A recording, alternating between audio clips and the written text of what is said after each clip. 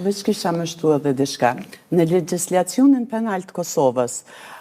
puna me interes të përgjithshëm është e parapame si dënim alternativ, si për personat e mitur, ashtu edhe për personat madhor. Do të thotë, përveç, jo veç dënim, po është edhe si e parapame për të miturit edhe si dënim, po edhe si masë e diversitetit. Do të thotë, derisa gjithkon parashihet puna si një rëndësie të veçantë dhe paraqitet edhe si dënim, atëherë me të drejtë mund të themi që puna është terapia kryesore për një person. Dhe kemi bukur shumë në shërbimin sprovues, kemi pas persona të dënuam me dënimin alternativ, puna me interes të përgjithshëm. Dhe ka qenë një dënim që shumë ka qenë i dobishëm për ata persona, dhe ka persona kur shërbimi sprovues ja u ka gjetë, sepse është obligim ligjor i shërbimit sprovues që t'ju gjej vendin ku duhet punojnë, dhe kemi pas raste kur i kanë punësue aty ku i kemi dërguar na për me krye dënimin që ju ka shqiftue gjykata. Do thotë kanë tregue, kanë qenë të suksesshëm, kanë qenë të sjellshëm dhe sot asaj dite punojnë, që është një arritur shumë e madhe mendoj e shërbimit sprovues që t'ju gjej pra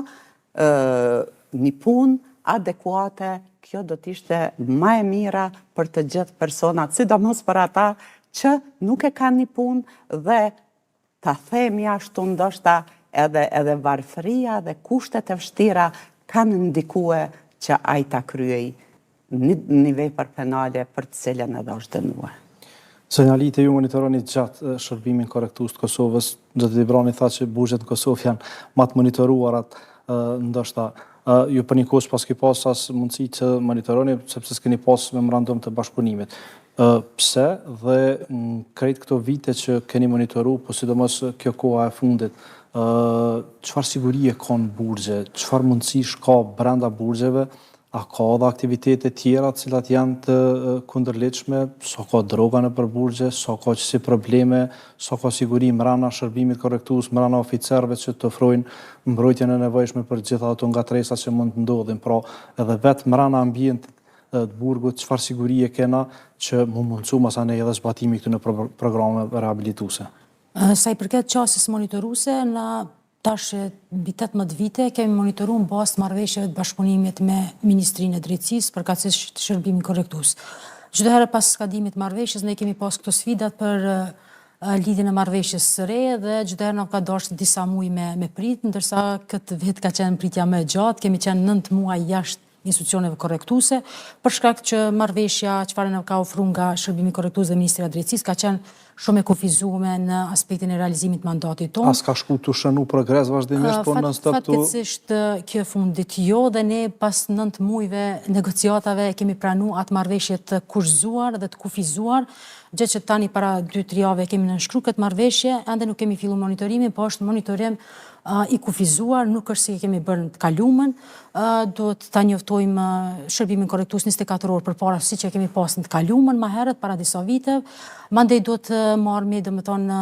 për në dokumentacion do të kërkojmë sipas ligjit përqasjen dokumente publike që është mjaft kufizuese për në disa raste, po ashtu për herë të parë është vënuar një kufizim për monitorimin e të paraburgosurve, ku e tha drejtori dikon është 600-700 numrit paraburgosurve dhe janë persona mjaft të cenueshëm, domethënë për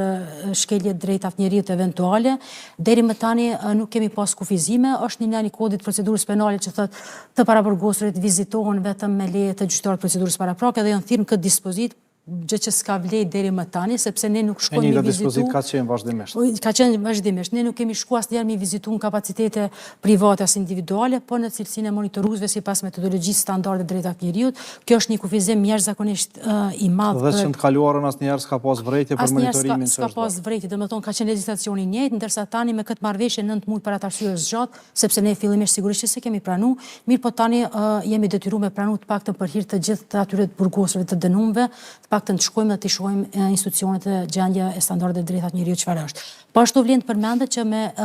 Departamentin Shëndetësor të Burgjeve, i cili është i pavarur, pra shëndetësia në burgje menaxhohet nga Ministria e Shëndetësisë, respektivisht Departamenti Shëndetësor i Burgjeve, që nga viti 2022 na ka ndaluar qasja, domethënë nuk është për tri më marrëveshja dhe nuk kemi qasje në monitorimin e këtyre shërbimeve. Qëllimi i monitorimit asnjëherë nuk është për me dalë keq institucioni, për me dalë keq Ministria e Shërbimit Korrektues apo të tjerët, po është për me ngritë cilësinë e standardeve në këto institucione. Çdo rekomandimet tona kanë qenë konstruktive në bazë gjetjeve që kemi bën nga monitorimi dhe qëllimi është i mirë për me ngritë cilësinë. Po ashtu i kemi paraqitur në raportet tona edhe publike që kanë qenë, po ashtu në raportet ndërkombëtare dhe gjithë progresin që është arrit, ne e thash edhe në fillim, është evident progresi, ka pas përmirësime në vitet e fundit dhe çdo herë është raportuar, mirë po këto kufizime sigurisht që kanë pas regres në qasjen e organizata monitoruese. Sa i përket monitorimit të një të fundit, e tha drejtori dhe çdo herë na thonë që monitorohet më shumë të Shërbimi Korrektues në Kosovë se vende tjera. Unë mendoj që nuk qëndron kështu situata, sepse në vende tjera ne jemi mësuar prej tyre për me monitorue, praktikat i kemi të organizatave të ndryshme ndërkombëtare, të cilat na kanë trajnuar fillimisht dhe vazhdojnë me na trajnu për një qasje sa më profesionale karshi monitorimit të këtyre institucione. T'ju kthena tani pyetjes që është mjaft e rëndësishme, pra sigurisë në burgje. Gjetjet e monitorimit, çfarë siguri kena? Pas të monitorimit tonë, thash domethënë ne s'kemi qenë fizikisht për 9 muaj, mirë po ne kontaktohemi vazhdimisht prej burgosurve, prej familjarëve tyne, prej avokatëve, prej persona të tjerë që kanë lidhje kur të kenë domethënë me adresu ndonjë shqetësim. Siguria në burgje në përgjithësi ka qenë e mirë, nuk ka pas incidente të mëdha, domethënë incidente janë të zakonshme për burgjet. Kemi pas vitin e kalum disa incidente ndoshta më të theksume, por që nuk mund të themi se si kanë shku për shkak që s'kemi pas qasje në monitorim dhe nuk e dim drejt për drejt se si kanë ndodhur ato, po në përgjithësi si institucione korrektuese kanë avancuar në menaxhimin e sigurisë, kanë pas oficerët korrektues trajnime të vazhdueshme nga Amerikanë, domethënë kanë qenë edhe këtu i kanë pas trajnerët, po ashtu kanë qenë në vizita studimore trajnuese në Shtetet e Bashkuara të Amerikës dhe në vende tjera, kështu që është ngritë cilësia e sigurisë. Po ashtu vlen të përmendet edhe shtimi i numrit të ri të stafit korrektues, sepse në të kalumen kemi pas një moshë mesatare mjaft shtyrë, dikon 52 vjeç ka qenë mosha mesatare e stafit korrektues, ndërsa tani në këto 2 vitet e fundit me rekrutimin e stafit të ri e ka ulë përqindjen, domethënë e ka ulë moshën mesatare, kështu që edhe kjo ndikon në sigurinë në burgje. Kontrabanda, sikurse në çdo vend tjetër edhe në Kosovë, domethënë. Sa është të shprehur? Sa janë hala të pranishëm telefona, droga? Janë të pranishëm, ka kontraband, po ne kemi përmend edhe në 2 raportet e fundit që në këto 3 vitet e fundit Shërbimi Korrektues i Kosovës e ka pas